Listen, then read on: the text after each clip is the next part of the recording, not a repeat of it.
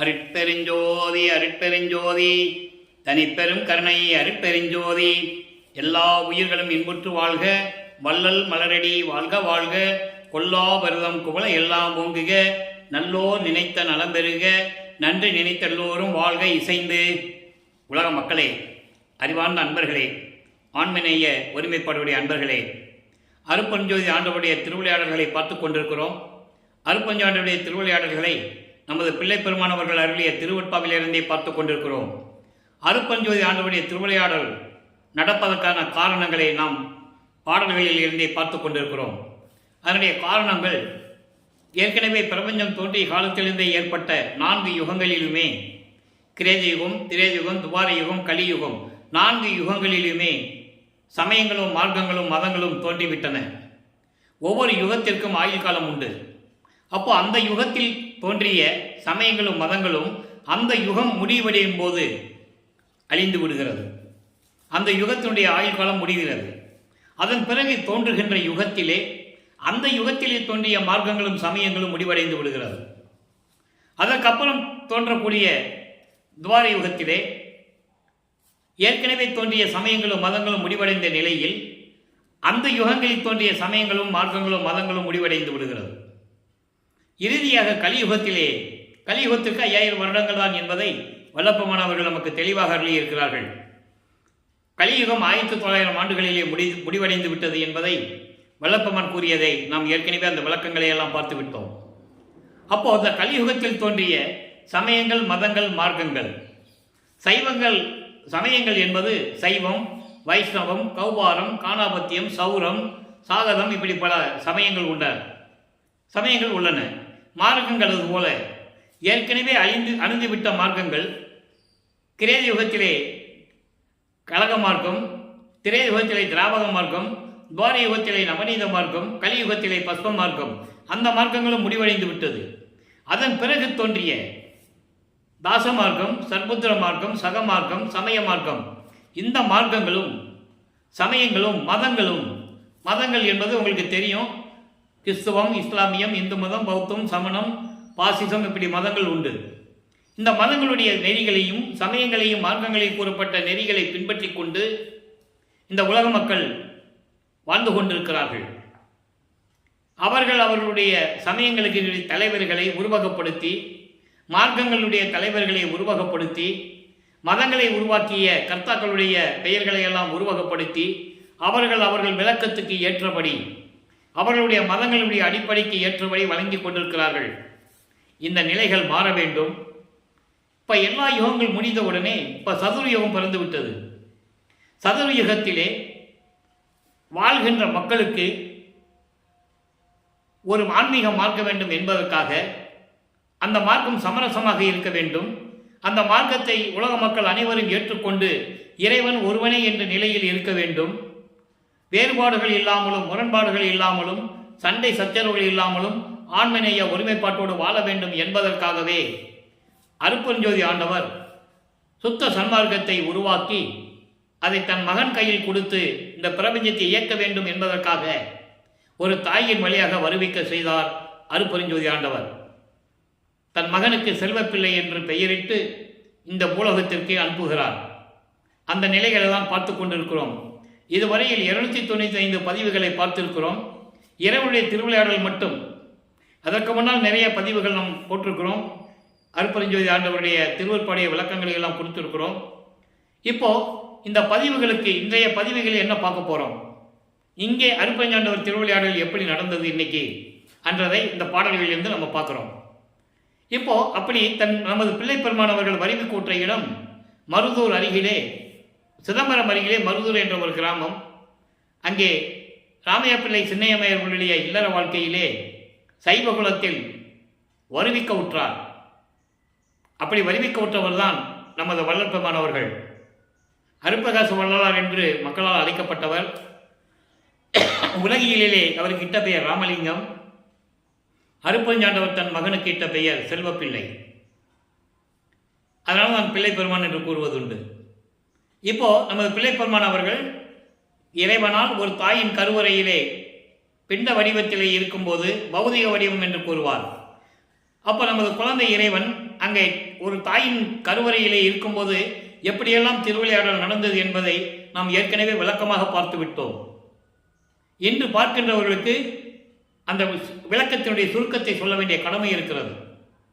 ஒரு தாயின் கருவறையிலே இருக்கும்போது தந்தையே இருட்டான அறையிலே கொண்டு வந்து என்னை அடைத்து விட்டாயே என்று கூறும்போது தன் மகனுக்கு வெளிச்சத்தை காட்டியதையும், பசி என்று தன் மகன் கூறும்போது அருப்பொருஞ்சாண்டவர் கருவறைக்கு சென்று தன் மகனுக்கு அருளமுதம் ஊட்டியதையும், இப்படியெல்லாம் திருவிளையாடல் நடந்து கொண்டிருந்தது. அதன் பிறகு இந்த பூலோகத்திலே இந்த மண்ணை தொட்ட பிறகு 5 மாத குழந்தையாக இருக்கும்போது சிதம்பரத்திலே ஒரு திருவிழாவிற்காக அழைத்து சொல்லுகிறார்கள் நமது குழந்தை இறைவனை. அங்கே தன் மகனுக்கு எப்படியெல்லாம் வெளியாக காட்டினார் என்பதை பாடலின் மூலமாக விளக்கமாக பார்த்து விட்டோம். அங்கதான் சிதம்பர ரகசியத்தை தன் மகனுக்கு காட்டியது. அதன் பிறகு ராமைய பிள்ளை அவர்கள் காலமான உடனே, இறந்த உடனே அந்த அம்மையார் அவர்கள் குழந்தைகள் எல்லாம் கூட்டுக்கிட்டு, ஏற்கனவே உலகியலிலே அவர்களுக்கு 4 குழந்தைகள் உண்டு, 2 ஆண் பிள்ளைகள் 2 பெண் பிள்ளைகள். இவர் 5ஆவதாக வருவிக்க உற்றவர். அதை நீங்கள் நல்ல மனசில் ஏற்றிக்கணும். வருவிக்க உற்றவர். வருவிக்க உற்றவர் என்பது இறைவனால் வருவிக்க உற்றவர். இறைவனுடைய நேரடி பார்வையில் இந்த பூலோகத்திற்கு வருவிக்க உற்றவர். வருவிக்க உற்றவருக்கு பிறப்பு இறப்பு இல்லை. ஏற்கனவே வல்லப்பமானவர்கள் ஒவ்வொரு யுகத்திலேயே இருந்தவர் என்பதை பாடலின் மூலமாக நாம் பார்த்திருக்கிறோம். ஏன் அருப்பெருஞ்சோதி அகவலிலே நீங்கள் படித்திருக்கலாம். ஒளிதோறும் ஒளி உளப்பராது ஓங்கி வாலி என்று எனக்கு வாய்த்த நன்னிதியே என்று கூறுவார். ஒளிதோறும் ஒளி உயிர்தலைத்து ஓங்கினேன் என்று கூறுவார். ஒளிதோறும் ஒளி உளவினும் அழியா உடம்பை அளித்தனன் என்று கூறுவார். அதாவது ஒவ்வொரு யுகத்திலேயும் தான் இருந்ததை வல்லப்பமானவர்கள் தெளிவாக நமக்கு அருளியிருக்கிறார்கள். அதை பாடலின் மூலமாக நிறைய இடங்களிலே நாம் விளக்கமாக பார்த்திருக்கிறோம். இந்த நிலைகளெல்லாம் இருக்கும்போது அங்கே பொன்னேரி பக்கத்திலே சின்னக்காவனம் என்ற ஒரு கிராமத்திற்கு அந்த அம்மையார் அவர்கள், சின்னம்மையார் அவர்கள் பிறந்த ஊர் அது.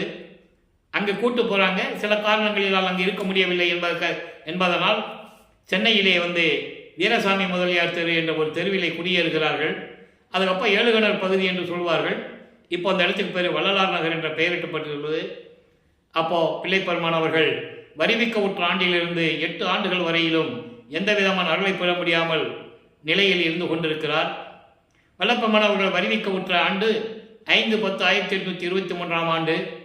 இறைவனுடைய திருவிளையாடல் 30/1/1874 51 ஆண்டுகள் திருவிளையாடல் நடக்கிறது. இந்த திருவிளையாடலை 8 ஆண்டுகளாக பிரித்து தன் மகனுக்கு அருளை கொடுத்து கொண்டிருக்கிறார்.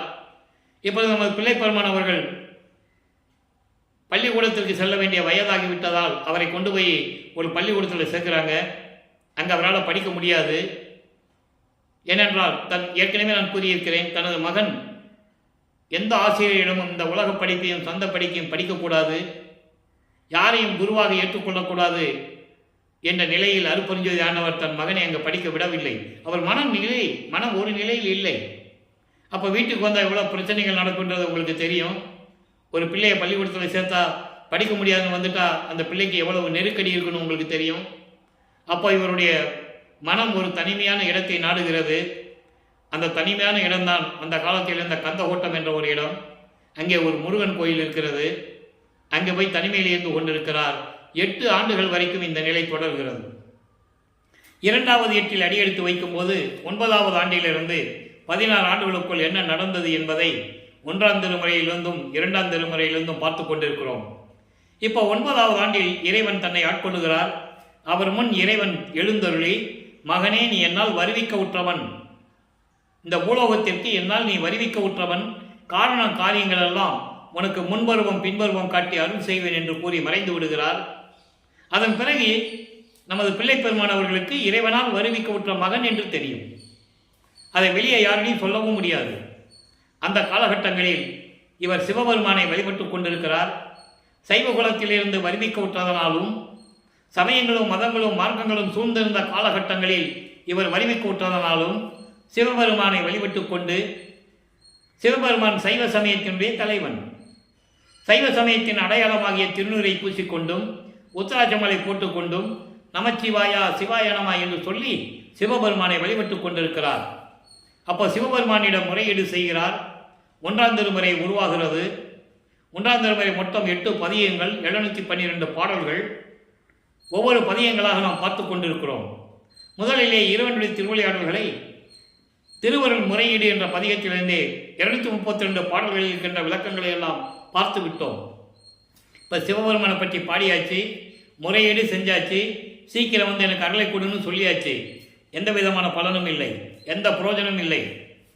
அப்போது அம்மையை பற்றி பாடினால் அருளை பெற்று விடலாமா என்ற ஏக்கத்தில் ஒரு பரிதவிப்பில் வடிவுடைமனை பற்றி பாடுகிறார். வடிவுடை மாணிக்க மாலை உருவாகிறது. மொத்தம் 100 பாடல்கள். இதுவரை 71 பாடல்களுடைய விளக்கங்களை பார்த்திருக்கிறோம்.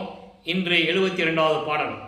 அம்மையிடம் எப்படி முறையீடு செய்கிறார் என்ற நிலையை இப்போ பார்த்துக்கிட்டு இருக்கோம்.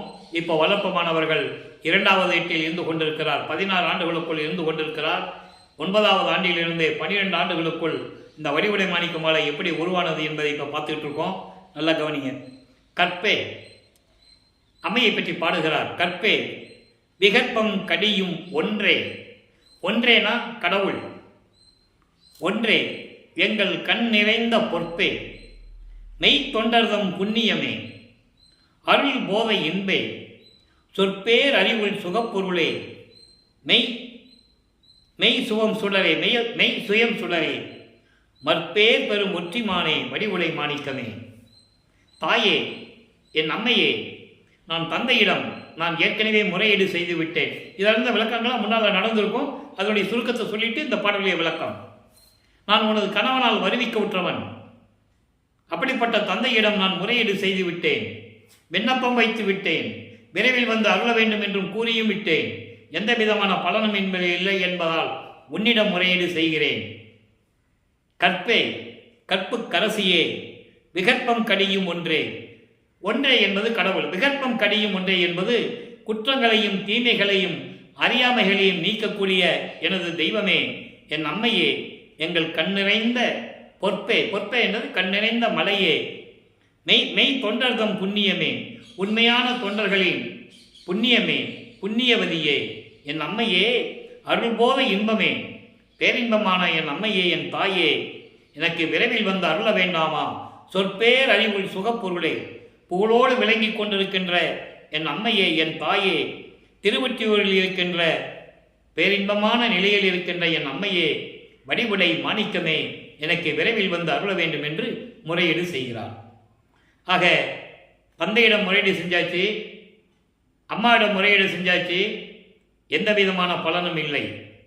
அதன் பிறகு ஞானத்தை பெற்ற பிறகு 13வது ஆண்டில் முதல் முறையாக திருவொற்றியூர் செல்லுகிறார்.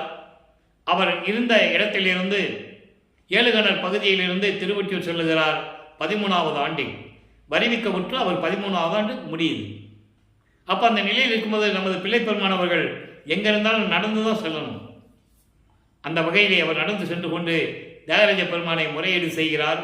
2ஆம் திருமுறை உருவாகிறது. 2ஆம் திருமுறையில் இதுவரை 28 பதியங்களை நாம் பார்த்து விட்டோம். அதனுடைய ஒரு சுருக்கம், தியாகராஜ பெருமானை பற்றி பாடுவதும் முறையீடு செய்வதும் விண்ணப்பம் வைப்பதும் இந்த நிகழ்வுகள் நடந்து கொண்டிருக்கிறது. இறைவனிலிருந்து அருளை பெற முடியாமல் தவித்துக் கொண்டிருக்கிறார் நமது பிள்ளைப்பெருமானவர்கள். இப்போ திருமுல்லை வாயிலுக்கு செல்லுகிறார். அங்கே இருக்கிற சிவபெருமான் பேர் மாசிலாமணி. மாசிலாமணி மாசிலாமணி என்று உருகி உருகி பாடுவார். எந்த விதமான அருளையும் வாங்க முடியவில்லை. அதன் பிறகு திருவள்ளித்தாயம் வருவார். அங்கே இருக்கின்ற சிவபெருமானை பற்றி பாடுவார். எந்த விதமான அருளையும் பெற முடியவில்லை. அங்கே தான் சொல்லுவார், நீயும் கந்த துணி கட்டிகிட்டு இருக்க, எனக்கு ஒரு கந்த துணியை கட்டிகிட்டு இருந்தால் நானும் நின்றுகிட்டு இருப்பேன். பெற்ற மகனை தெருவில் விட்டு விட்டானே என்று உன்னை பழி சொல்வார்களே, உன் மீது பழி சுமத்துவார்களே, இழிவாக பேசுவார்களே, அதை நினைத்துதான் நான் பயப்படுகிறேன், அஞ்சுகிறேன். என் தந்தையே, விரைவில் வந்து எனக்கு அருள வேண்டும் என்று முறையீடு செய்வார். எந்த விதமான பதிலும் இல்லாதனால் திரும்பி திருவொற்றியூருக்கு செல்லுகிறார். இனிமேல் திருமுல்லை வாயிலுக்கும் திருவள்ளித்தாயத்துக்கும் வரமாட்டேன் என்று உறுதி கூறுகிறார். அப்போ 29வது பதிகம் உருவாகிறது. தபத்திரம் போற்றல் என்ற பதிகத்திலே இன்னைக்கு 4வது பாடல். இறைவனை பற்றி எப்படி போற்றி முறையீடு செய்கிறார் என்பது இதனுடைய விளக்கம். உள்ளம் புறமும் நிறைந்த அடியார் உள்ளம் மதுரித்து ஊறுகின்ற தெல்லும் அமுதம் சிவபெருமான் தியாகராஜ பெருமான் திருமுகத்தை கள்ளம் தவிர்க்கும் ஒற்றியில் போய் கண்டேன். பதியை கண்டிலேனே, பசியை கண்டிலேனே, என்னல் இகந்தேன். அம்மா, நான் என்ன தவம் செய்தேனோ? திருமுல்லை வாயிலுக்கும் திருவள்ளித்தாயத்துக்கும் அலைந்துவிட்டு இப்போ மறுபடியும் நான் திருவொற்றியூரில் நின்று கொண்டு என் சிவபெருமான் தியாகராஜ பெருமான் என் தந்தையுடைய முகத்தை நான் பார்த்தேன். எப்படிப்பட்டது? உள்ளும் புறமும் நிறைந்த அடியார் உள்ளத்தில் மதுரைத்து ஊறுகின்ற, மதுரைத்து என்பது அடியார் உள்ளத்தில் இனிப்பாக இருக்கின்ற, சுவையாக இருக்கின்ற, உள்ளத்தில் தித்தித்து கொண்டிருக்கின்ற சிவபெருமானே, அமுது போன்ற இறைவனே, தியாகராஜ பெருமானே, என் தந்தையை அவருடைய திருமுகத்தை நான் திருவொற்றியூரில் போய் பார்த்தேன். திருமுகத்தை பார்த்தேன், ஒற்றியில் போய் கண்டேன். திருவொற்றியூரில் இருக்கின்ற எனது தந்தையுடைய முகத்தை கண்டேன். பசியை கண்டிலனே, பசி இல்லையே, பசியை மறந்து விட்டேன். முகத்தை பார்த்து கொண்டே இருந்தேன், பசியை மறந்து விட்டேன். எல்லல் இகந்தேன். எல்லல் என்பது துன்பங்கள், துயரங்கள், இடர்கள் எல்லாவற்றையும் நான் நீக்கிவிட்டேன். அவரை முகத்தை பார்க்கும்போது எல்லாம் என்னை அறியாமையிலே போய்விட்டது. துன்பம், துயரங்கள் தெரியவில்லை. கால் கழிக்க நடந்து வந்தது, கால் கடிக்க நடந்து வந்தது, கால் வலிக்க நடந்து வந்தது கூட கால் வலிக்கவில்லை. அந்த வலி எனக்கு தெரியவில்லை, பசி தெரியவில்லை. என்னுடைய துயரங்களாம் மறைந்து விட்டன. என் தந்தையினுடைய முகத்தை பார்த்தேன். நான் என்ன தவம் செய்தேனோ என்று சொல்லி இந்த பாடலில் நமக்கு அருளியிருக்கிறார்கள். ஆக வல்லப்பமான அவர்கள் 9வது ஆண்டிலிருந்து 16 ஆண்டுகளுக்குள் இருந்த வரையிலும் இறைவனிடம் எந்த விதமான அருளை பெற முடியாமல் அவர் நிலை தொடர்ந்து கொண்டிருக்கிறது. இப்போ 3ஆம் திருமுறைக்கு அடியெடுத்து வைக்கிறார். 3/24. 17வது ஆண்டிலிருந்து 24 ஆண்டுகளுக்குள், அந்த 8 ஆண்டுகளுக்குள் என்ன நடந்தது என்பதை 3ஆம் திருமுறையில் இருக்கின்ற 19 பதியங்களுடைய விளக்கங்களையும் 235 பாடலுடைய விளக்கங்களையும் பார்த்து விட்டோம். அந்த பாடலுடைய அந்த விளக்கங்களுடைய ஒரு சுருக்கம், 24 ஆண்டுகளுக்குள் என்ன நடந்தது என்பதை சுருக்கமாக சொல்ல வேண்டும். ஏற்கனவே விளக்கமாக நம்ம பார்த்துட்டோம். அடுத்த பகுதிக்கு போகும்போது அது முன் பகுதியுடைய சுருக்கத்தை சொல்றது மக்களுக்கு புரியும். ஏற்கனவே பார்க்காதவங்க இருப்பாங்க, இன்னைக்கு புதுசாக பார்க்குறவங்க, அவங்களுக்கு தெரியணும் இல்லையா? இப்போ திருவொற்றியூரில் 16 வயசு வரைக்கும், அதாவது 16 ஆண்டுகள் வரைக்கும் எந்த விதமான பலன் அவருக்கு கிடைக்கல. இப்போ காட்சிகள் மாறுகிறது. இப்போ இறைவன் காட்சி கொடுக்கிறார். இறைவன் காட்சி கொடுக்கும்போது இவர் மனநிலை எப்படி இருந்தது என்பதை பாடலிலே விளக்கமாக நாம் பார்த்து விட்டோம். மனம் பூரித்து போய் நின்று கொண்டிருப்பார். திருவிழா வீதி வரும்போது பார்ப்பாரு, காட்சி கொடுப்பார், மறைந்து விடுவார், பேசுறதில்லை. அப்போ ஒவ்வொரு தெருவுக்காக போய் நிற்பார். இந்த நிலைகளுடைய விளக்கங்களை எல்லாம் பார்த்துட்டோம். அதன் பிறகு இவர் என்ன பண்ணுவார்? நம்ம நேராக போய் பார்த்தாலும் பேசுறது இல்லை, காட்சி கொடுத்து மறைஞ்சிடறாருன்னு சொல்லி நாரையும் கிளிகளையும் தூது அனுப்புவார். தன்னுடைய மனக்குமுறலை, மனதில் இருக்கின்ற ஏக்கத்தை, அந்த பரிதவிப்பை ஒரு நாரையிடம் சொல்லி தூது அனுப்புவார். நான் இறைவனால் வருவிக்க விட்டவன் நாரையே, தியாகராஜ பெருமானிடம் நீங்கள் போய் சொல்லுங்கள். நான் போய் நின்னா என்கிட்ட பேசுறதில்லை, நீங்கள் என்னுடைய நிலைமையை சொல்லுங்கள், என்னை எப்படி வந்து ஆட்கொள்ளுவார் என்ற நிலையை நீங்கள் கேட்டு வந்து எனக்கு தெரிவிங்கள் என்று தூது அனுப்புவார். பதில் வராது. கிளிகளையும் தூது அனுப்புவார், பதில் வராது. ஏனென்றால் இறைவனுடைய திருவிளையாடல் நடந்து கொண்டிருக்கிறது. அதை நாரையும் கிளியும் நாட்டரும் தூது என்ற பதிகத்திலே இருக்கின்ற 10 பாடலுடைய விளக்கங்களை பார்த்து விட்டோம். அவ்வளவும் அற்புதமான விளக்கங்கள். அதன் பிறகு இப்படியே நடந்து கொண்டிருக்கிறது என்று சொல்லி ஒரு குறைச்ச பெண்ணிடம் போய் குறி கேட்கிறது, ஒரு ஜோசியருக்கு போய் ஜாதகம் பார்க்கறது, உலகியலில் எப்படி நடக்குமோ அந்த மாதிரி சூழ்நிலைகள் இவருக்கு உருவாகுது. ஏன்னா இவருக்கு சந்தேகம் வருது. இறைவனுடைய மகனும் தெரிஞ்சிருச்சு, எப்போ வந்து அருள் கொடுக்கிறது? 24 ஆண்டுகள் முடிய போகுது. இந்த நிலையில் இருக்கும்போது அங்கெல்லாம் போய் குறி கேட்கிறதையும் ஜோசியம் கேட்கிறதை பார்த்தோம். கடைசியாக 19வது பதிகத்திலே, காதல் மாட்சி பதிகத்திலே எப்படி சிவபெருமான் இவரை பார்த்து திரும்பி பார்ப்பாங்கள் ஓடுகிறார் என்பதையும் நிலையை பார்த்து விட்டோம். காதல் மாட்சி என்ற பதிகத்தில் இருக்கின்ற 10 பாடலுடைய விளக்கங்களையும் பார்த்துட்டோம். இப்போ அவருக்கு நிற்பாரு, காட்சி கொடுத்துட்டு மறைஞ்சிருவார் முன்னால. இப்போ அப்படியே மகனை பார்த்து நேரம் நடந்து வந்துட்டு இருக்கிறார். உடனே இவர் மெய் மறந்து கண்ணை மூடிட்டு இருக்கும்போது பக்கத்தில் வந்து கன்னத்தை கிள்ளிட்டு, பேசுறதில்லை, செல்லமாக கிள்ளிட்டு அப்படியே திரும்பி பார்க்காம இவர் கண்ணு திறந்து பார்க்கும்போது முதுகை காட்டி திரும்பி பார்க்காம தெருவழியாக ஓடிடுறாரு. இவர் பின்னாலே ஓடுறாரு. ஓட்டத்தை பிடிக்க முடியல. பாட்டில் சொல்லுவார், ஓட்டத்தை பிடிக்க ஒண்ணாதே. அப்போ சிவபெருமான் ஓடுறது இவர் தெருவழியை ஓடுறது இதெல்லாம் நிகழ்ச்சிகள் நடந்துகிட்டு இருக்கு. ஏன் ஓடினார் என்ற விளக்கத்தையும் நம்ம கொடுத்தாச்சு. இப்போ இவங்கிட்ட மாட்டக்கூடாது, கேட்குற கேள்விக்கு பதில் சொல்ல முடியாது, இருக்கு பிடிச்சிக்குவான், நம்ம தப்பிக்க முடியாது, இன்னும் 27 வருஷம் பாக்கி இருக்கு, 41 ஆண்டுகளில் 24 ஆண்டு தான் முடிஞ்சிருக்கு, இன்னும் 27 ஆண்டுகள் இருக்கு அப்படின்னு சொல்லிட்டு அவர் ஓடுறாரு. இவர் பின்னாலேயே ஓடிய ஓட்டத்தை பிடிக்க முடியவில்லை என்பதை பாடலின் விளக்கமாக நாம் பார்த்து விட்டோம். அப்போ அங்கே இருந்தவங்க என்ன ராமலிங்க திருவள்ளியாவது ஏன் ஓடுறன்னு கேட்டதையும் பாடலுடைய விளக்கத்தை பார்த்துட்டோம். ஏன் ஒன்று கேட்பாங்கல்ல, என்ன ராமலிங்க நான் பார்த்துக்கிட்டே இருக்கோம், தினமும் பார்க்குறோம், எத்தனை வருஷமாக உன்னை பார்த்துக்கிட்டு இருக்கோம், இப்போ தெருவழியாக ஓடுற என்ன காரணம் கேட்கும்போது சிவபெருமான் என்னை திரும்பி பார்க்காம ஓடிக்கிட்டு இருக்கிறாரு, நான் பிடிக்க போனேன், ஓட்டத்தை பிடிக்க முடியலன்னு சொல்லுவார். அப்போ அவங்க இவங்ககிட்ட என்ன சொன்னாங்க, அதெல்லாம் நடக்குமா அந்த கலியுகத்தில், என்ன ராமலிங்க இப்படி சொல்கிற, உனக்கு இறைவன் மீது ரொம்ப காதல் உண்டாயிடுச்சு, அதனால் பைத்தியம் பிடிச்சிருச்சு உனக்கெல்லாம் சொல்லுவாங்க. அதுக்கு விளக்கமும் சொல்லுவார். அதுக்கு தனியாக பதியங்களில் பாட்டுக்கு இருக்குது, விளக்கம் சொல்லுவார். நீங்கள் அப்படியெல்லாம் சொல்லாதீங்க, நான் இறைவன் மீது காதல் கொண்டுள்ளேன், அவர் மீது அளவிட்ட அன்பு வைத்துள்ளேன், அவருடைய நிலையை என்னால் கனவுல கூட மறக்க முடியாதுன்னு சொல்லுவார். அந்த விளக்கத்தை எல்லாம் பார்த்துட்டோம். இப்போ 3/8 முடிஞ்சு போச்சு, 24 ஆண்டு முடிஞ்சு போச்சு. இந்த பூலோகத்திற்கு ஒரு தாயின் வழியாக வருவிக்க விட்டு 24 ஆண்டுகள் முடிஞ்சிருச்சு. அவர் நிலை இப்படியே தொடர்ந்துகிட்டு இருக்கு.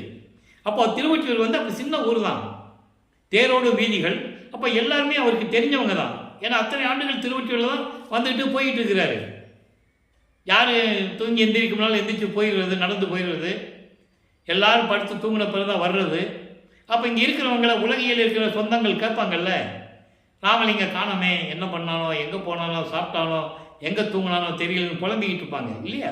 இது இயற்கை. அப்போ அந்த நிலையில் இருந்து கொண்டிருக்கும்போது 4வது எட்டு பிறக்கிறது. வல்லப்பெருமான் அவர்கள் 4வது எட்டில் அடி எடுத்து வைக்கிறார். 4×8 = 32. அப்போ 25வது ஆண்டிலிருந்து 27 ஆண்டுகளுக்குள் என்ன நடந்தது என்பதை, 25வது ஆண்டிலிருந்து 32 ஆண்டுகளுக்குள் என்ன நடந்தது என்பதை 4ஆம் திருமுறை உருவாகிறது. 8 பதியங்கள் இருக்கின்ற 197 பாடலுடைய விளக்கங்களை பார்த்து விட்டோம். அன்பு மாலை, அருப்பகாச மாலை, பிரசாத மாலை, ஆனந்த மாலை, பத்தி மாலை, சௌந்தரிய மாலை, அபராத மன்னிப்பு மாலை, அதிசய மாலை, இப்படி பாடல்கள் விளக்கங்களை பார்த்துட்டோம். அதனுடைய ஒரு சுருக்கம். ஏன்னா இதை சொல்லணும், கண்டிப்பாக சொல்லணும், தினமும் பார்க்குறவங்களுக்கு புரியும், புதுசாக பார்க்குறவங்களுக்கு சொல்லி ஆகணும். அப்போ இந்த நிலையில் இருக்கும்போது இப்போ இவருக்கு 27வது ஆண்டு பிறந்துருச்சு, வருவிக்க விட்டு 27 ஆண்டு ஆகிப்போச்சு. அப்போ குடும்பத்தில் ஒரு முடிவு எடுக்கிறாங்க. வருவிக்க விட்டால் ஏற்பட்டதனால் சொந்தங்கள், அவருக்கு ஒரே சொந்தம் அருப்பெருஞ்சோதி ஆண்டவரும் சிவகாமி வெள்ளியும் தான், தாயும் தந்தையும். உலகியல் வருவிக்க விட்டதால் ஏற்பட்ட சொந்தங்கள் உண்டு. அப்போ அவங்கெல்லாம் ஒரு முடிவு எடுக்கிறாங்க. இவர் சாதாரண ஆள் தானே நினச்சிட்டு இருக்கிறாங்க, ஏதோ பிறந்தாரு வளர்ந்துட்டு இருக்காரு, பொறுப்பு இல்லாமல் இருக்கிறாருன்னு அவங்க நினச்சிட்டு இருக்காங்க. ஆனால் இவருக்கு தெரியும் இறைவனுடைய பிள்ளைன்னு தெரியும், இப்போ சுத்த சன்மார்க்கம் இருக்கிறது தெரியும், அருப்பெருஞ்சோதி ஆண்டவர் தான் இறைவன் தெரியும், இனிமே தான் எல்லா திருவிளையாடலும் நடக்கும். அப்போ 27வது ஆண்டில் திருமணம் செய்யணும்னு முடிவு எடுக்கும் போது இவர் முதல்ல வேண்டாம் தான் சொல்லுவார், சொல்லி தான் ஆகணும். அந்த அம்மையாருக்கு, தனக்கோடி அம்மையாருக்கு இவர் தாலி கட்டணும், அதனால் அந்த அம்மையாருக்கு மோட்ச வீடு கிடைக்கணும். இது ஏற்கனவே நிர்ணயிக்கப்பட்டது, எல்லாமே பிளான் போட்டு தான் இங்கே நடக்குது. அதனால தான் இவர் வருவிக்க விட்ட குடும்பத்தில் அந்த அம்மா பெண் பிள்ளையாக பிறக்கிறாங்க. அப்போ அந்த அம்மாவுக்கு இவர் தாய்மாமன் ஆகிறாரு, முறையாகிறாரு. இந்த நிலையில் இவர் கல்யாணம் வேண்டாம்னு சொன்ன உடனே நம்ம சொன்னால் கேட்க மாட்டான்னு சொல்லிட்டு ஒரு சாமியார்ட்ட கூப்பிட்டு போவாங்க. அவர் யார்? அருப்பெருஞ்சோண்டவர் தான். அவர் திருவொற்றியூரில் அப்பன் மொழி அப்போ அங்கே சந்திக்கிறது. அப்போது அவர் சொல்லுவார், மகனே நீ கல்யாணம் பண்ணிக்காப்பா, அதனால் ஒன்றும் இல்லை அப்படின்னு சொல்லும்போது தந்தையின் அனுமதியை பெற்றுவிட்டோம் என்று ஆனந்தமாக சரின்னு சொல்கிறார். இதெல்லாம் பாடலில் விளக்கம் இருக்குது. அப்போ இந்த நிலையில் இருக்கும்போது கல்யாண ஏற்பாடுகள் நடந்து கொண்டிருக்கிறது. அந்த திருமண மண்டபத்தில் மனிதர்கள் மட்டுமல்ல, பிரம்மன், திருமால், ருத்திரன் போன்றவர்களும் வாழ்த்துவதற்காக உட்கார்ந்து கொண்டிருக்கிறார்கள். அது இவர் கண்ணுக்கு தான் தெரியும், மற்றவங்களுக்கு தெரியாது இல்லையா, மானிட பிரிவுகளுக்கு தெரியாது. ஆக இந்த நிலையில் இருக்கும்போது இவர் தனக்கோடி அம்மையாருக்கு தாலி கட்டி திருமாங்கல்யம் பூட்டி அவருக்கு மோட்ச வீட்டை கொடுத்து விமோசனத்தை கொடுக்கிறார். அந்த நிலை மாறிய பிறகு இப்போ சமயங்களையும் மதங்களையும் மார்க்கங்களையும் சொல்லப்பட்ட நெறிகளை விட வேண்டும், சைவ சமயத்தின் அடையாளமாக திருநீர் பூசுவதை நிறுத்த வேண்டும். ஏன்னால் இதுதான் சுத்த சன்மார்க்கத்தின் எதிரிகள். சங்கற்ப விகற்பங்கள் தெளிவாக வளர்ப்பமானவர்கள் அருகில் இருக்கிறார்கள். எல்லாம் உடைய அற்புதஞ்சோதி அற்புத கடவுளே, இது தொடங்கி எக்காலத்தும் சுத்த சன்மார்க்கத்தின் முக்கிய தடைகளாகிய சமயங்கள், மதங்கள், மார்க்கங்கள் என்பவற்றின் ஆசார சங்கற்ப விகற்பங்கள். ஆசார சங்கற்ப விகற்பங்கள் என்பது அடையாளங்கள், குறியீடுகள், வழிபாட்டு முறைகள். உதாரணமாக ஊதுவத்தி கொளுத்துறது, கற்பூரம் ஏற்றுறது, தீபார்த்தனை காட்டுறது, அபிஷேகம் பண்ணுறது, சிவாய நமச்சிவாய மந்திரங்களை சொல்கிறது, இதெல்லாம் நீக்க வேண்டும். இது சங்கற்ப விகற்பங்கள். எதற்கு? சுத்த சன்மார்க்கத்திற்கு முக்கிய தடைகள். முக்கிய தடைகளாகிய சமயங்கள், மதங்கள், மார்க்கங்கள் என்பவற்றின் சங்கற்ப விகற்பங்களும், ஆசிரமம் உலகாச்சார சங்கற்ப விருப்பங்கள். அந்த ஆசிர சங்கற்ப விருப்பங்கள், ஆசிரமம் இருக்குல்ல, அதனுடைய நிலைகளெல்லாம் விடணும். இவற்றையெல்லாம் எங்கள் மனதில் பற்றா வண்ணம் அருள் செய்தல் வேண்டும் என்று சொல்லுவார். சுத்த சன்மார்க்கத்தின் முக்கிய லட்சியமாகிய ஆன்மநேய ஒருமைப்பாட்டு உரிமை, ஆன்மநேய ஒருமைப்பாட்டு உரிமை எங்கள் மனதில் எக்காலத்தும் எவ்வளவும் எவ்விடத்தும் எல்லளவும் குறையாமல் நிறைந்து விளங்க அருள் செய்தல் வேண்டும் என்று கூறுவார். ஆக சுத்த சன்மார்க்கத்தின் எதிரிகள் சமயங்கள், மதங்கள், மார்க்கங்கள், அதனுடைய சங்கற்ப விகற்பங்கள். இப்போ அதையெல்லாம் நீக்கிட்டார். நீக்கிட்டு வெள்ளாடை போட்டு முக்காடு போட்டு உலகப்பற்றையும் நீக்கிட்டார். சரியக்கிரிய யோகம் என்ற 12 நிலைகளையும் கடந்து விட்டார். தத்துவங்களை கடக்கக்கூடிய எல்லா ஆற்றலையும் பெற்றுவிட்டார். அந்தங்களை கடக்கக்கூடிய எல்லா ஆற்றலையும் பெற்றுவிட்டார். 6 அந்தங்கள் ஏற்கனவே நான் விளக்கம் கொடுத்திருக்கிறேன். கலாந்தம், யோகாந்தம், போதாந்தம், நாதாந்தம், சித்தாந்தம், வேதாந்தம். இப்போ ஏம சித்தியும் வாங்கியாச்சு. நீ சாகா கல்வியை கற்றுக்கணும், சுத்த சன்மார்க்கத்தை வாங்கணும். அப்போ இங்கே அந்த பூலோகத்தில் இருக்காது, செய்ய முடியாது. அங்கே தான் போகணும், சுத்த சிவஞான வெளிக்கு போகணும். எப்போ போகிறது? இறைவன் வரவில்லையே, எப்போ போகிறது? கதவை பூட்டி தாப்பா போட்டார். வரட்டும், அப்பா வரட்டும் சொல்லி தாப்பா போட்டாரு. மகனுடைய கோபத்தை அவருக்கு தெரியும்ல, இனிமேல் காலதாமதம் செய்ய முடியாது. ஏன்னா வருவிக்க விட்டு 32 ஆண்டுகள் முடிஞ்சிருச்சு. நீ 19 வருஷம் தான் பாக்கி இருக்கு. அப்போ அவர் வருகிறார். விண்ணுலகத்திலிருந்து பூலோகத்திற்கு சுத்த சிவஞான வெளியிலிருந்து தனது தந்தை கால் வலிக்க நடந்து வந்து எப்படியெல்லாம் தெருக்கதவை திறந்து ஒரு காலை உள்ள வச்சு ஒரு காலை வெளியே வச்சு எப்படி அருளை கொடுத்தார் என்ற விளக்கங்களை முழுவதுமாக நாம் பார்த்து விட்டோம். 100 பாடல்களில் இருக்கின்ற விளக்கங்கள் அத்தனையும் பார்த்து விட்டோம். அன்பு மாலையில் இருக்கின்ற 31 பாடல்களையும் பார்த்து விட்டோம். ஒவ்வொரு பதிகத்தில் இருந்த 10 பாடலுடைய விளக்கங்களை முழுமுதலாக பார்த்து விட்டோம். இப்போ இறைவனுடைய குணமாகிய 8 குணங்கள், தன்மையத்தனாதல், தூய உடம்பினாதல், இயற்கையை உணருதல், முற்றிலும் உணருதல், இயற்கையாகவே பாசங்களை நீக்குதல். இப்போ 5வது நிலையில் இருந்து கொண்டிருக்கிறார். 5வது நிலையில் இருந்து கொண்டிருக்கிறார். பின்னால் 3 இருக்கு. முடிவில் ஆற்றல் உடைமை, பேரின்ப உடைமை, வரம்பில் இன்ப உடைமை. அது கடைசி. இப்போ 5வது நிலையில் இருக்கும்போது இவர் இந்த உலக பற்றுகளை நீக்க வேண்டும். உலகில் வருவிக்க விட்டதனால் ஏற்பட்ட பற்றுகள், தாலி கட்டியதனால் ஏற்பட்ட பற்று, மனைவி என்ற ஒரு பற்று, வாழ வேண்டிய அவசியம் இல்லை. அந்த நிலையில் இருக்கும்போது இயற்கையாகவே பாசங்களை நீக்குதல் என்ற அந்த நிலையில் இருந்து கொண்டிருக்கிறார். அது கடவுளுடைய 5வது நிலை. அந்த குணத்தில் இருந்து கொண்டிருக்கிறார். அப்போ எல்லாத்தையும் நீக்கியாச்சு, திண்ணூறு பூசம் நீத்தியாச்சு, உத்தராட்ச மலையை தூக்கி போட்டாச்சு, வெள்ளாடை போட்டாச்சு, முக்காடு போட்டாச்சு, வீட்டுக்குள்ளே உட்காந்தாச்சு. இப்போ இறைவன் அருளை கொடுத்தாச்சு. இப்போ 4வது 8 முடிஞ்சிருச்சு. 4 8 32. 33வது ஆண்டு தொடங்குது.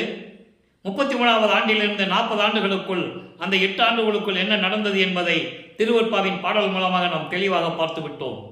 இப்போ அவர் சுத்த சன்மார்க்கம் வாங்க போகணும். சாகா கல்வியை அங்கே போய் கற்றுக்கணும், அப்பா கிட்ட போய் கற்றுக்கணும். அப்போது தத்துவங்களை கடந்து, அந்தங்களை கடந்து, வெளிகளை கடந்து, சரியக்கிரிய யோகம் என்ற 12 நிலைகளையும் கடந்து சென்று கொண்டிருக்கிறார். அதற்கான பாடலுடைய விளக்கங்களை நாம் ஏற்கனவே விளக்கமாக பார்த்து விட்டோம். இருந்தாலும் இன்றையும் சொல்ல வேண்டிய கடமை இருக்கிறது. தத்துவங்களை தனித்தனியாக கடந்தேன், தத்துவாதீத மேல்நிலையில் சித்தியல் முழுதும் தெரிந்தேன், அவை மேல் சிவநிலை தெரிந்திட சென்றேன். இது தத்துவங்களை கடப்பது. அருப்பெருஞ்சோதி அகவலிலே உண்டு. ஏறா நிலை மீசை ஏற்றி எந்தனைக்கே ஆறாறு காட்டிய அருப்பெருஞ்சோதி என்று கூறுவார். அதன் பிறகு அருளை பெற்ற பிறகு கடத்திய அருப்பெருஞ்சோதி என்று சொல்லுவார். ஏறா நடுநிலை ஏற்றி எந்தனை ஈண்டு ஆறாறு கடத்திய அருப்பெருஞ்சோதி என்று சொல்லுவார். ஆக தத்துவங்களை கடப்பது திருவொற்பாவை பாடலில் இருக்கின்ற விளக்கம். அதன் பிறகு அந்தங்களை கடப்பது ஏற்கனவே பிரசாத மாலையில் நாம் பார்த்துவிட்டோம். பத்தி மாலையிலே ஏமசித்தியை பார்த்துவிட்டோம். இப்படி எல்லா நிலைகளையும் பெற்றுவிட்டு இப்போ தயார் நிலையில் இருந்து கொண்டிருக்கிறார். சுத்த சிவஞான வெளிக்கு கடந்து செல்ல வேண்டும், வெளிகளை கடக்க வேண்டும். சரியக்கிரிய யோகம் என்ற 12 நிலைகளை கடப்பதை 6ஆம் திருமுறைகளை சின்னம்பிடி என்ற பதிகத்திலே தெளிவாக பார்த்துவிட்டோம். பன்மார்க்கம் கடந்தேன் என்று சின்னம்பிடி, 12 மேல் நின்று சின்னம்பிடி, சுத்த சன்மார்க்கம் என்று சின்னம்பிடி அப்படின்லாம் சொல்லுவார். ஆனால் 12 நிலைகள் என்பது அதுக்கு மேல் இருக்கிற நிலை ஞானசரியை. 13வது நிலை ஞானசரியை, 14 ஞான கிரியை, ஞானத்தில் யோகம் 15, 16 ஞானத்தில் ஞானம். அதுதான் கடவுள் நிலை அறிந்து அம்மயமாகக்கூடிய ஒரு நிலை. அதனால்தான் ஏமசித்தி, சாகா கல்வி, தத்துவங்களை நிகரம் செய்தல், கடவுள் நிலை இந்த அம்மயமாகுதல், இந்த 4 நிலைகளை கூறுவார்கள் வளர்ப்புமானவர்கள். அப்போ அந்த நிலையில் இருக்கும்போது இப்போ வளர்ப்பமானவர்கள் வெளிகளை கடந்து சென்று கொண்டிருக்கிறார். பரவெளி, பராபரவெளி, பரம்பரவெளி, பெருவெளி, பெருசுகவெளி போன்ற வெளிகளை கடந்து சுத்த சிவஞான வெளிக்கு செல்லுகிறார். அங்கே இருக்கின்ற சத்தியஞான சபையை வந்தடைகிறார். அங்கே தேவர்களும் பிரம்மன், திருமால், ருத்திரன் போன்றவர்கள் எல்லாம் சத்தியஞான சபைக்கு கீழேயே நின்று கொண்டிருக்கிறார்கள். அவங்க உள்ளே போக முடியாது. அந்த விளக்கத்தை எல்லாம் நாம் பாடல்கள் மூலமாக தெளிவாக பார்த்து விட்டோம். அப்போ இவர் மட்டும் போறாரு. தந்தை மகனை வரவேற்கிறார். மகனே ஆடைகளை எல்லாம் இந்த ஆடைகளை கலந்துவிட்டு புனித நீராடி புத்தாடை அணிந்து அணிகலன்களை அணிந்து மங்கள கோலத்துடன் வருவாயாக, 2½ நாளிகைக்குள் உனக்கு மணிமுடி சூட்ட வேண்டும் என்று தந்தை கட்டளையிட, தந்தையின் கட்டளையை ஏற்று அவ்வாறே செய்து கொண்டு இங்கே சிங்காசனத்திலே வந்து அமர்கிறார். அப்போ தன் மகனுக்கு சுத்த சன்மார்க்கத்தை கொடுக்கிறார். மகனை, சுத்த சன்மார்க்கம் இனிமேல் உன்மார்க்கம், என் மார்க்கம் அல்ல உன் மார்க்கம் என்று கூறுகிறார். அதனால்தான் பின்னாளில் அவர் என் மார்க்கம் என்று கூறுவார். சாகா கலையை எப்படியெல்லாம் கற்றுக்கொண்டார் என்பதை பாடல் மூலமாக பார்த்துவிட்டோம். பிரம்மனும், திருமாலும், ருத்திரனும், இந்திரனும் போன்றவர்களெல்லாம் தேவர்கள், தேவர் கூட்டத்தை சேர்ந்த 18 கூட்ட தலைவர்கள் எல்லாரும் காத்து கொண்டிருக்க தன் மகனுக்கு சாகா கல்வியை கற்றுத்தந்ததை பாடல்களின் மூலமாக விளக்கமாக பார்த்துவிட்டோம். அன்பர்களே, ஏற்கனவே நான் கூறியது போல இங்கே கூறக்கூடிய கருத்துக்கள், விளக்கங்கள் எல்லாமே திருவொற்பாவிலே இருக்கின்றவை. பொய்யல்ல, கற்பனை அல்ல, வேண்டுமென்று எடுத்து சொல்லுவதல்ல என்பதை நான் இங்கே பதிவு செய்ய கடமைப்பட்டிருக்கிறேன்.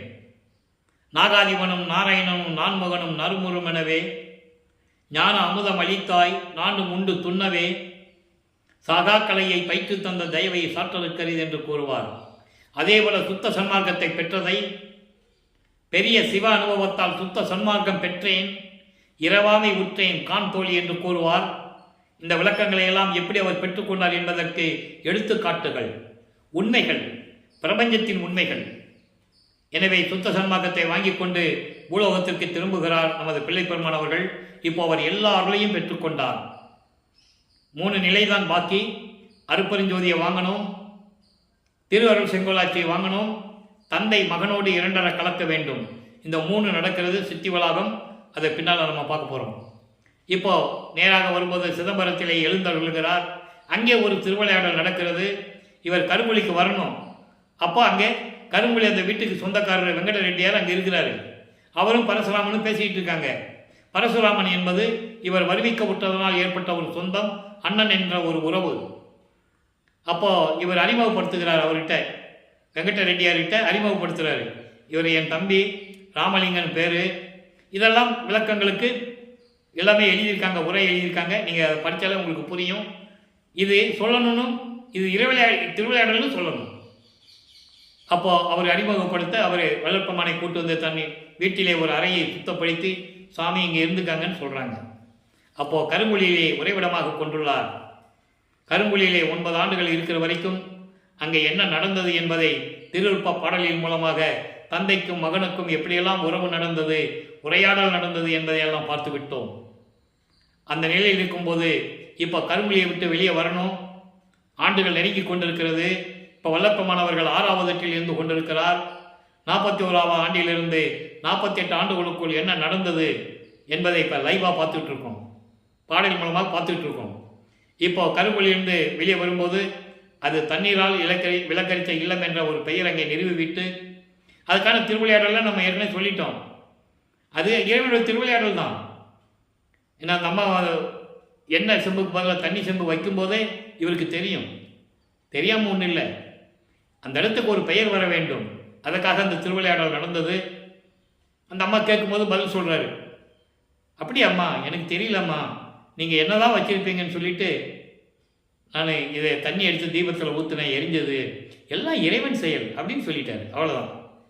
அந்த நிலையை போக்கிட்டு இப்போது ஜீவகாருண்ய ஒழுக்கத்தை இந்த பிரபஞ்சத்துக்கு அறிமுகப்படுத்த வேண்டும். அப்போ ஒரு தர்மசாலை வேணும். அப்போ அந்த தர்மசாலை உருவாக்குறதுக்கு இடம் வேணும். அங்கே கரும்புலியில் இருக்கும்போதே பார்வதி ஒரு மக்கள்கிட்ட அவர் பேசிட்டாரு. இந்த இடம் தான் செலக்ட் பண்ணுறாங்க. இது ஏற்கனவே நிர்ணயிக்கப்பட்டது. இந்த இடத்துல தான் உருவாக்கணும்னு தந்தையும் மகனும் நிர்ணயம் பண்ணது, திட்டமிட்டது. அருப்பஞ்சாண்டவரும் மகனும் திட்டமிட்டது இந்த இடத்துல தான் வைக்கணும்னு. அப்போது அந்த நிலையிலே பார்வதிபுர மக்கள் இருந்த அந்த இடத்தை பெற்றுக்கொண்டு ஒரே நாளிலே தர்மசாலையை நிறுவி 23/5/1867 ஆண்டு தர்மசாலையை நிறுவி அன்றே அணையா அடுப்பை மூட்டி அன்றே உணவை சமைத்து பசியோடு வருகின்றவர்களுக்கு பசியை போக்கிக் கொண்டிருக்கிறார். நம்மளையெல்லாம் படைத்து ஆண்டு கொண்டிருக்கின்ற, காத்து கொண்டிருக்கின்ற அருப்பெருஞ்சோதி ஆண்டவராகிய வல்லற்பமானவர்கள் இங்கே வந்த பிறகு ஜீவகாருண்ய ஒழுக்கம் உருவாச்சு. அது 7 பிரிவுகளை கொண்டது. பசி, பிணி, தாகம், இச்சை, எளிமை, பயம், கொலை என்பது. அது விளக்கங்களை நம்ம பின்னால் பார்க்க போகிறோம். இப்போ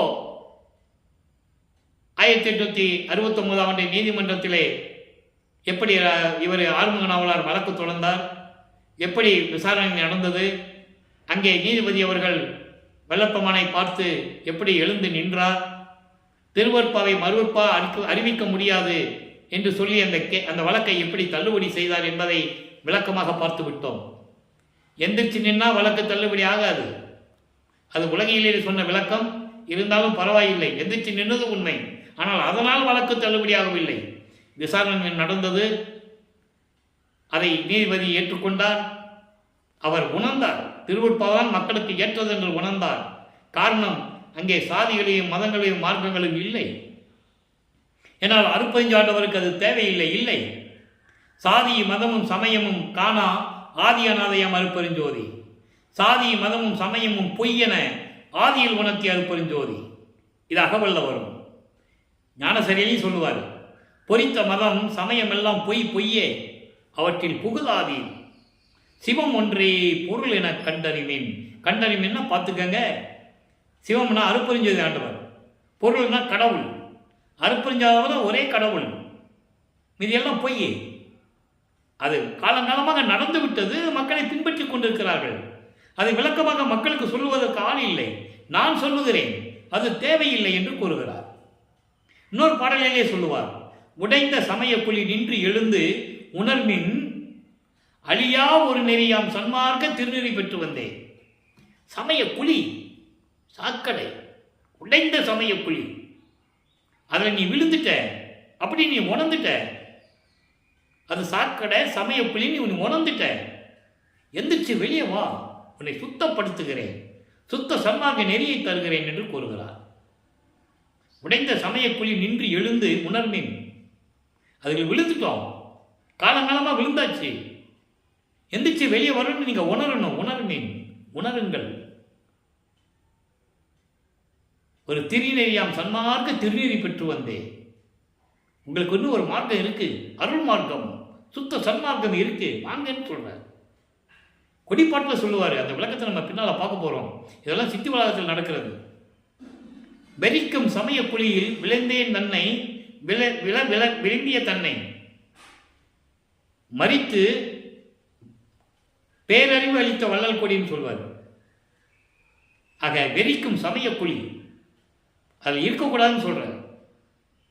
அப்படி நான் இருந்த என்னை அதிலிருந்து காப்பாற்றி கொண்டு வந்து எனக்கு பேரறிவு அளித்த வள்ளல்குடி. பேரறிவு என்பது சுத்த சன்மார்க்க அறிவு, சுத்த சன்மார்க்க ஞானம். அதுதான் சாகா கல்வி. சுத்த சன்மார்க்க ஞானம் தான் சாகா கல்வி. இப்படியெல்லாம் கூறிய விளக்கங்களையெல்லாம் நாம் பார்த்து விட்டோம். இப்போ அங்கே வந்து தர்மசாலையில் நின்று கொண்டு உத்தரஞான சிதம்பரம் மாலை எப்படிப்பட்டது, தந்தை மகனிடம் எப்படி சொல்லுகிறார், அருமைஞானவர் மகன்கிட்ட சொல்லுவார், மகனே நல்லா பார்த்துக்கோ, எல்லாம் கலப்படமாக தான் வருவாங்க, இங்கே யாருக்கு அருளை கொடுக்கணும் யாருக்கு பரிகாரம் கொடுக்கணும் ஒதுக்கி ஒதுக்கி பார்த்துக்கிட்டே கொடு. தெளிவாக இருக்க பாடல்ல. ஏன் அந்த நிலையை கூறினார் என்று நம்ம புரிஞ்சுக்கணும். சுத்த சன்மார்க்கம்னா இப்படி தான் இருக்கணும் அப்படின்னு மக்கள்கிட்ட சொல்லணும். அருட்பெருஞ்சோதி அதோ சத்தியஞான சபைக்கு வந்தால், வடலூருக்கு வந்தால் இப்படி தான் வரணும்னு சொல்லி கூப்பிட்டு வரணும். வர முடியல, அவங்களுக்கு தகுதி இல்லைன்னா விட்டுணும். அதான் சொல்கிறாரு. ஏன் கூப்பிட்டு வந்து வம்படியே செலவழி இழுத்து வச்சுக்கிட்டு இங்கே வந்து அலைய வச்சுக்கிட்டு அருளை வாங்க முடியாமல் ஏன் போகணும்? இங்கே வந்தால் இப்படி தான் இருக்கணும் அப்படின்ற நெறிதான் சுத்த சன்மார்க்க நெறி. இதெல்லாம் விளக்கமாக உத்தரஞான சிதம்பரம் மாலையில் சொல்லியிருக்கிறாரு. நடராஜபதி மாலையும் சத்குருவின் மாலையிலையும் எப்படியெல்லாம் இறைவனுடைய அருளை பெற்றுக்கொண்டார் என்பதையும் உண்மையான இறைவன் யார் என்ற நிலையெல்லாம் கூறிவிட்டார். ஏன் நடராஜபதி மாலையை நமக்கு அருளினார், ஏன் நமக்கு கொடுத்தாருன்னா, நடராஜன் வேறு நடராஜபதி வேறுன்னு மக்களுக்கு உணர்த்தணும். நடராஜன் என்பவன் சைவ சமயத்தின் தலைவன், சமயங்களையும் மதங்களையும் மார்க்கங்களையும் நெறிகளை கொண்ட ஒரு தலைவன். சுத்த சன்மார்க்கத்தின் தலைவன் அருட்பெருஞ்சோதி. அந்த வேறுபாடை மக்களுக்கு தெரியப்படுத்த வேண்டும் என்பதற்காகத்தான் நடராஜ மாலையை நமக்கு உருவாக்கி கொடுத்தார்கள். அங்கே தெளிவாக சொல்லுவார், அருட்பெருஞ்சோதி நடராஜபதியே. ஆனால் இங்கே இருக்கிறவங்கெல்லாம் மக்கள்கிட்ட குழப்பிக்கிட்டு தான் இருப்பாங்க. இது அது ஒன்று தான், நேராக சிதம்பரம் போயிட்டு வாங்கன்னு தான் சொல்லியிருக்காங்க. என் காதுபடியை நிறைய பேர் பேசுனதை நான் கேட்டிருக்கேன். மைக்கில் பிடிச்சிட்டு மேடையில் நின்றுக்கிட்டு அதெல்லாம் பேசியிருக்காங்க. ஏன்னா மக்களை குழப்புறது. மக்களுக்கு உண்மையை சொல்லுங்கள். ஏற்றுக்கொள்வதும் கொள்ளாததும் அவருடைய சுதந்திரம் என்று சொல்லுகிறார் வள்ளற்பெருமான். நீங்கள் உண்மையை சொல்லிடுங்க, இறைவனை பற்றிய உண்மையை நீங்கள் சொல்லிடுங்க. ஏற்றுக்கிறது அவங்களுடைய சுதந்திரம், அது இறைவன் பார்த்துக்குவார். நடராஜபதியும் நடராஜனும் ஒன்றா இருந்தால் அங்கே சிதம்பரத்தில் போய் அருட்பெருஞ்சோதி மகாமந்திரம் சொல்ல முடியாது. அருட்பெருஞ்சோதி தனிப்பெருங்கனை அருட்பெருஞ்சோதி மகாமந்திரம் சொல்ல முடியாது. அவன் தீபார்த்தனை காட்டும்போது சொல்லி பாருங்களேன், சிதம்பரத்தில் உள்ள விட மாட்டான். அனுபவப்பட்டு தான் சொல்கிறோம், அங்கே சொல்ல முடியாது. முக்காடு எடுத்துடணும், ஐயா படம் போட்டால் பெருமான் படம் போட்டால் பேனா இருந்தால் எடுத்து மடியில் கட்டிக்கணும், சட்டையை கழட்டிடணும். அருட்பெருஞ்சோதி சொல்லக்கூடாது, அப்படின்னு தான் அங்கே போக முடியும் உள்ள. இதை ஏன் சொல்கிறோம்னா, வள்ளற்பெருமான் குறிப்பிட்டு சொல்லுகிறார், இதை நீங்கள் உணர்ந்துக்கணும் அப்படின்னு சொல்கிறார். ஆக அந்த நிலையில் இருக்கும்போது இப்போ ஞான மருந்து என்ற பதிகத்திலே வள்ளற்பெருமான் அவர்கள் 114வது பதிகம் 12வது பாடலில் என்ன சொல்கிறாருன்னு பார்ப்போம். இப்போ வள்ளற்பெருமான் அவர்கள் 48 ஆண்டுகளுக்குள் இருக்கிறார். 48வது ஆண்டில் நிறைவிட போகிறது. இப்போ நமக்கு இனி ஒரு 28 பாட்டை நம்ம சொல்லிட்டோம்னா இங்கே தர்மசாலையை விட்டு கிளம்பி சித்தி வளாகம் போயிடுவார். அப்போ நம்ம அங்கே நடந்ததை நம்ம சொல்லுவோம் இல்லையா? இப்போ ஞான மருந்தில் என்ன சொல்கிறாரு? 12வது பாடல். பாடல் எளிமையாக இருக்கும், விளக்கம் நிறையா இருக்கும். நம்மளால் சொல்ல முடியாது, நேரம் பத்தாது. சொல்லலாம், நேரம் பத்தாது. என் பெரு வாழ்வாம் மருந்து, என் பெரு வாழ்வாம் மருந்து.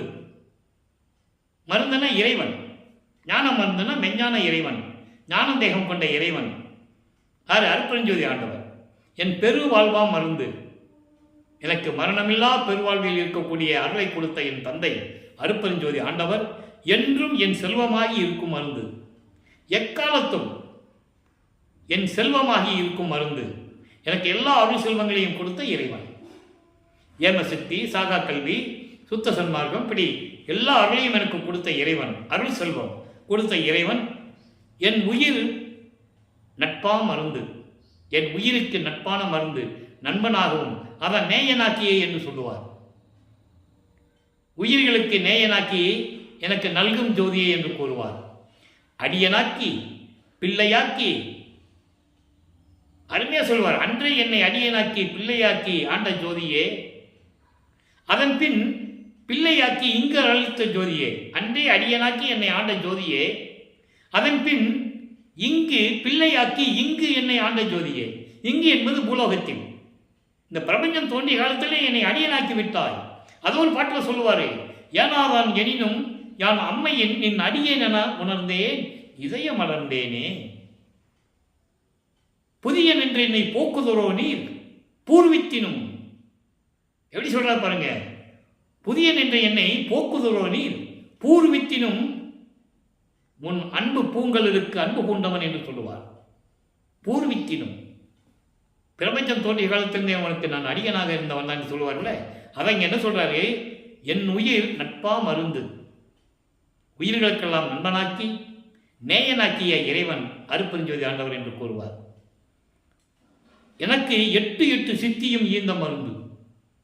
எனக்கு 8 சித்தி, 8 × 8 64. சித்திலே 64 வகைகள் உண்டு. இந்த 64 சித்திகளையும் எனக்கு ஒட்டு மொத்தமாக கொடுத்த மருந்து. இதை ஏன் சொன்னாரு? இந்த சமயங்களையும் மதங்களையும் மார்க்கங்களையும் இருந்தவர்கள் ஏதாவது ஒரு சித்தியை தான் பெற்றிருப்பாங்க. 64 சித்திகளையும் முழுமையாக பெற்றது யாருமே இருக்க மாட்டாங்க. ஒருத்தர் 2 சித்தி வாங்கியிருக்கலாம், ஒருத்தர் 3 சித்தி வாங்கியிருக்கலாம்.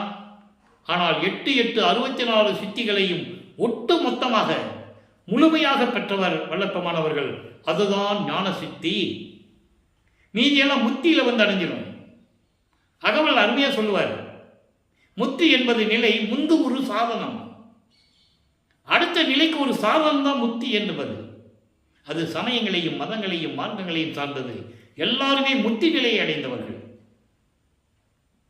அதுக்கு மீறிப்பான ஜீவ சமாதி அடைந்தவர்கள், சமாதி அடைந்தவர்கள் அப்படிதான் இருப்பாங்க.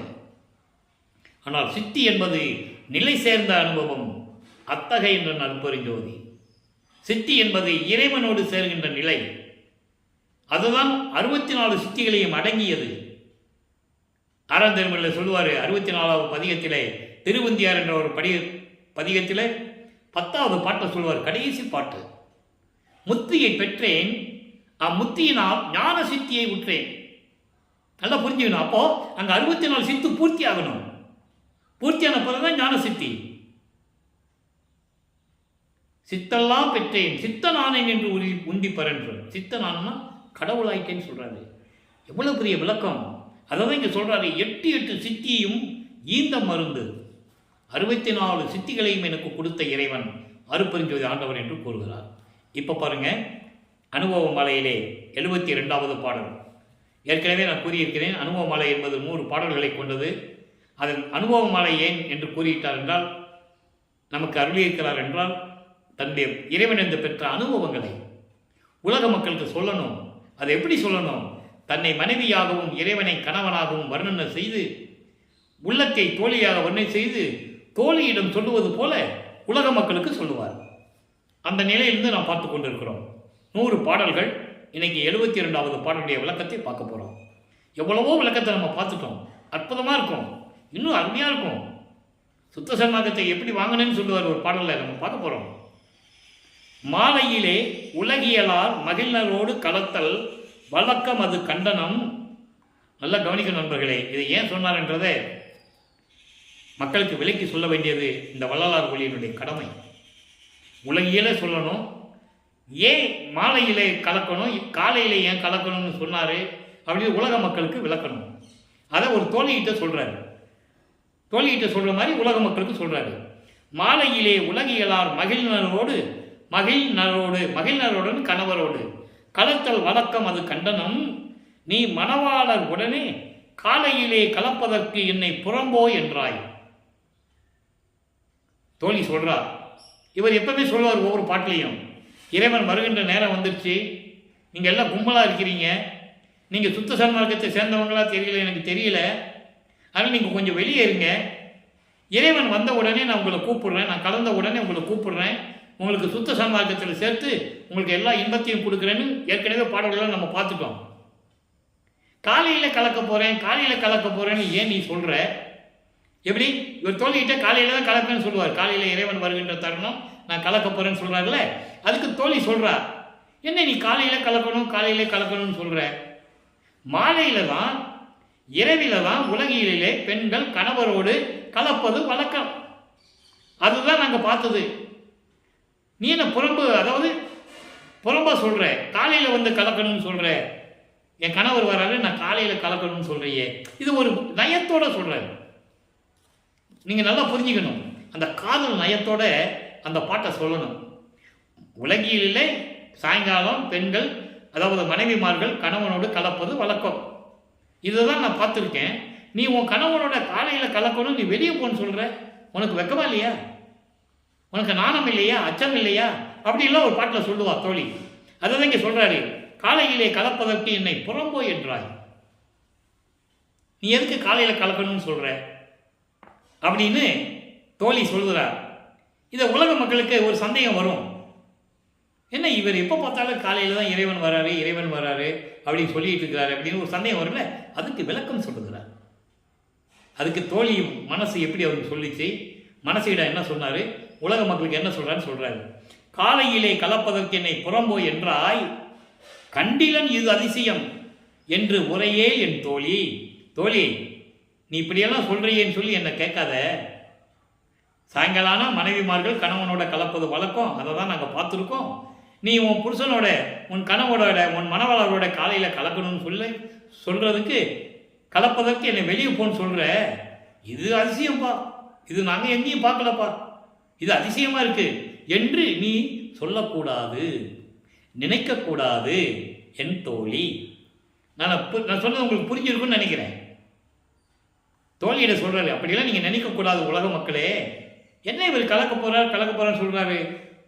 மனைவிமார்களெல்லாம் கணவர்களோடு இரவில் தானே கலப்பாங்க. இவர் காலையில் மணவாளர் வரேன்னு சொல்றாரு, என்னை கலக்க போறேன்னு சொல்றாரு. அதுக்காக நம்மளையெல்லாம் வெளியே எண்ணிக்க சொல்றாரு அப்படின்னு உலக மக்கள் சொல்லக்கூடாது இல்லை, நினைக்கக்கூடாது இல்லை. அதை நயத்தோடு சொல்லுகிறார், அந்த காதல் நயத்தோடு சொல்லுகிறார். அவ்வளோதான். கண்டிலன் இது அதிசயம் என்று உரையே என் தோழி. அப்படியெல்லாம் நீங்கள் சொல்லக்கூடாது. ஏன் இப்படியெல்லாம் வெளியே போக சொல்கிற அப்படின்லாம் நீ சொல்லக்கூடாது அப்படின்னு சொல்கிறதுக்கு அடுத்து சொல்கிறார் பாருங்க.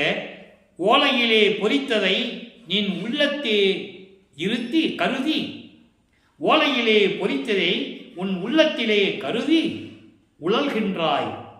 ஆதலில் இவ்வளவு அறிவாய். அதாவது சமய நூல்கள், புராணங்கள் இவற்றையெல்லாம் அப்படிதான் எழுதியிருப்பாங்க. இப்படியெல்லாம் எழுதியிருப்பாங்க. அந்த ஏட்டிலே, அந்த வடிவிலே எழுதியதை நீ படித்து விட்டு இப்படி நீ உணர்கிறாய். உனக்கு இவ்வளவுதான் தெரியும். காலையிலே இறைவன் வந்து கலக்கும்போது எவ்வளவு அருள் கிடைக்கும் என்பது உனக்கு தெரியாது. ஆனால் ஏட்டிலே எழுதியதை பார்த்துவிட்டு இந்த புராணங்களிலும் காவியங்களிலும் சொல்லுவதை வைத்துக்கொண்டு மனைவிமார்கள் எல்லாம் கணவரோடு இரவில் தான் கலப்பார்கள், காலையிலே கலக்க மாட்டார்கள் என்று ஏட்டிலேயே புராணங்களிலேயும் எழுதியதை நீ படித்து கொண்டு அதை உள்ளத்தில் வாங்கி நினைத்து நீ இப்படி சொல்லுகிறாய். அதனால் தான் உனக்கு இவ்வளவு அறிவு இருக்கிறது, இவ்வளவுதான் உனக்கு தெரிஞ்சது. அப்படி அல்ல.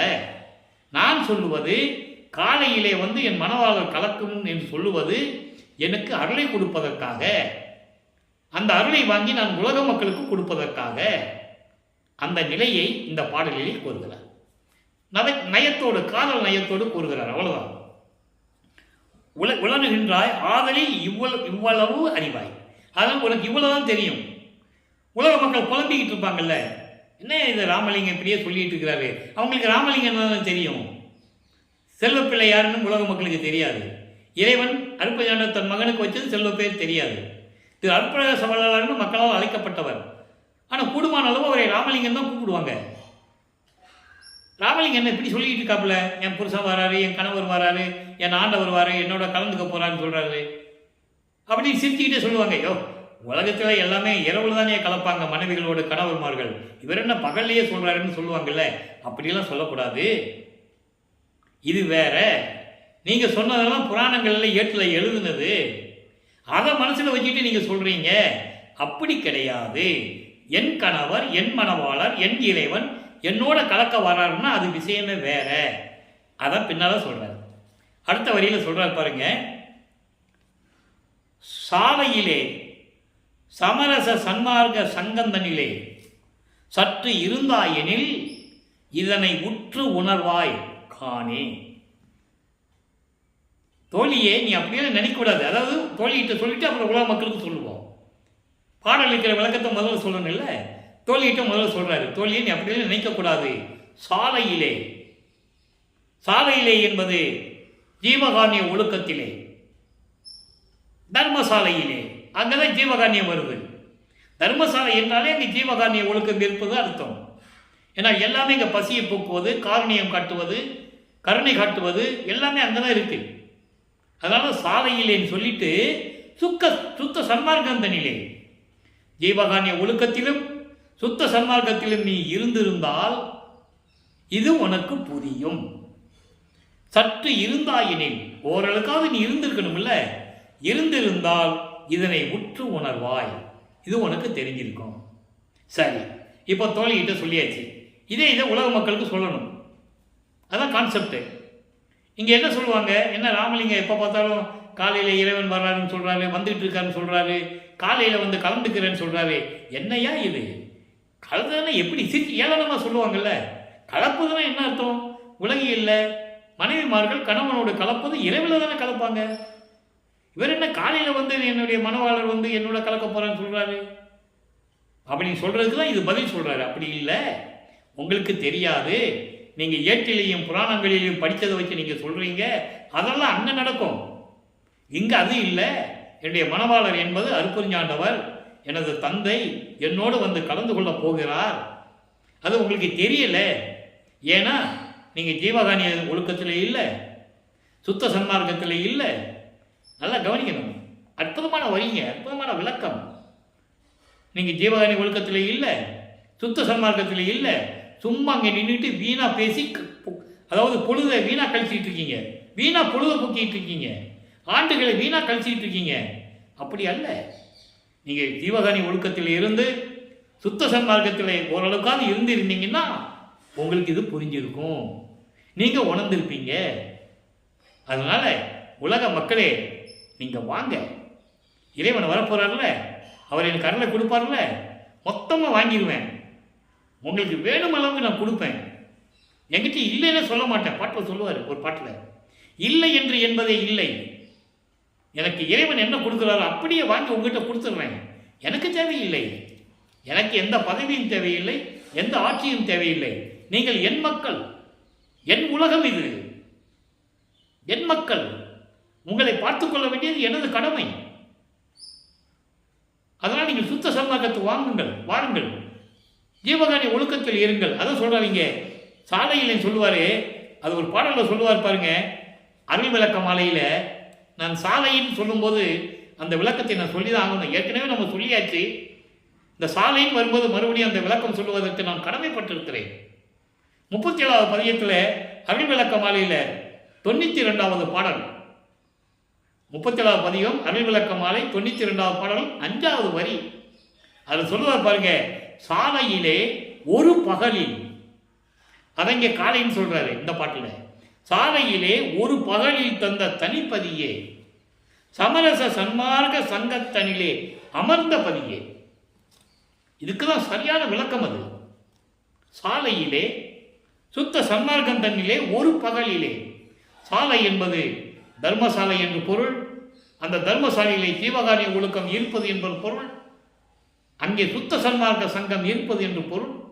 அதான் சாலையிலே ஒரு பகலில் தந்த தனிப்பதியே, சுத்த சன்மார்க்க தலைவனே, தனிப்பதியே, தனி கடவுள், ஆதிய மந்தமில்லா தோன்றிய சுயமாக தோன்றிய இறைவன். அதான் தனிப்பதி என்கிறார். யாரையும் ஒப்பிட முடியாது. திருமால் பிரம்மன், திருமால், ருத்திரன், மகேஸ்வரன், சதாசிவம், இந்திரன் போன்ற தலைவர்களாக மதிப்பிட முடியாது. தனியா நிற்கின்ற இறைவன், தனி இறைவன், ஒப்பற்ற அருளை பெற்ற இறைவன். அப்படிப்பட்ட இறைவன் சமரச சன்மார்க்க சங்கத்தில் தலையமர்ந்த இறைவன். அப்போ சுத்த சன்மார்க்க சங்கத்தினுடைய தலைவன். அப்படிப்பட்ட இறைவன் சாலையிலே ஒரு பகலிலே தந்த தனிப்பதியே. அதான் இங்க சொல்றாரு, சாலையிலே சமரச சன்மார்க்க சங்கம் தனிலே சற்று இருந்தாயெனில். நீ கொஞ்சமாவது இருந்திருக்கணும், அப்பதான் உனக்கு தெரிஞ்சிருக்கும். ஆக உலக மக்களே, நீங்கள் ஜீவகாரண்ய ஒழுக்கத்தில் இருக்க வேண்டும், சுத்த சன்மார்க்க நெறியில் இருக்க வேண்டும், அருட்பெருஞ்சாண்டவர் என்ற நிலையை நீங்கள் ஏற்றுக்கொள்ள வேண்டும். இயற்கை உண்மை விளக்க கடவுளாகிய அருட்பெருஞ்சோதி ஆண்டவர் தான் உண்மையான கடவுள் என்ற நிலையை நீங்கள் ஏற்றுக்கொள்ள வேண்டும். உணர வேண்டும். அப்படி உணர்ந்திருந்தால் உங்களுக்கு புரிந்திருக்கும். காலையிலே ஏன் வந்து இறைவன் என்னோட கலந்து கொள்ளுகிறார் என்ற உண்மை உங்களுக்கு புரியும். இதான் விளக்கம். இப்படி மக்களுக்கு விளக்கி சொல்லணும். எப்போ பார்த்தாலும் காலையில் வந்து கலந்துக்க போகிறாரு, காலையில் வர்றாரு சொல்கிறேன்னு சொல்கிறதுக்கு இது ஒரு அருமையான விளக்கத்தை கொடுத்திருக்கிறார் நமது இறைவன் வல்லப்பெருமான் அவர்கள்.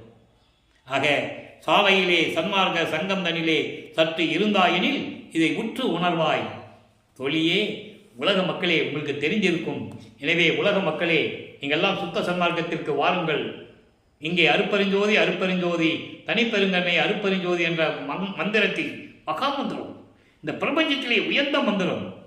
இங்கே எந்த ஜாதியையும் சமயத்தையும் மதத்தையும் மார்க்கத்தையும் காட்டாத ஒரு மருந்து, சுத்த சன்மார்க்க மருந்து, மகாமந்திரம். எனவே அந்த மகாமந்திரத்தை சொல்லி கொலையும் புலையும் தவிர்த்து சைவ நெறியில் இருந்து கொண்டு மாமிச உணவுகளை எல்லாம் தவிர்த்து ஜீவகானிய ஒழுக்கத்தில் இருந்து கொண்டு சுத்த சன்மார்க்கத்தில் இருந்து கொண்டு இறைவனை வணங்கி இறைவனுடைய அருளையும் செல்வங்களை எல்லாம் பெற்று இந்த வையகத்திலே நீங்கள் வாழ்வாங்கு வாழ வேண்டும்.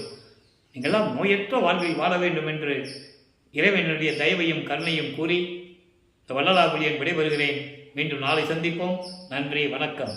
அருட்பெருஞ்சோதி அருட்பெருஞ்சோதி தனிப்பெருங்கருணை அருட்பெருஞ்சோதி.